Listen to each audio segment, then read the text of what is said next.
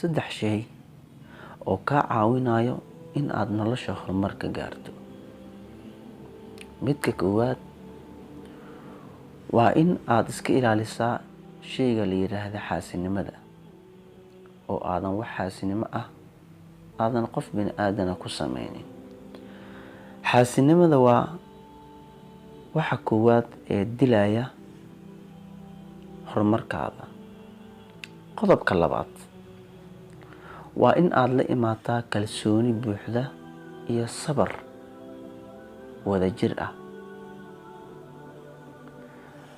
Midda saddexaad oo aan rabo in aan kusoo gabagabeeyo ugu dambeyntii waxay tahay in aad la imaato dadaal aad u fara badan, kaasoo keeni kara in ujeedada iyo hadafka aad nolosha ka lahayd aad gaarto. Intaas ayaan kusoo gabagabeynayaa. waadna ku mahadsantahay daawashada muuqaalkan. Assalaamu calaykum waraxmatullaahi wabarakaatuh.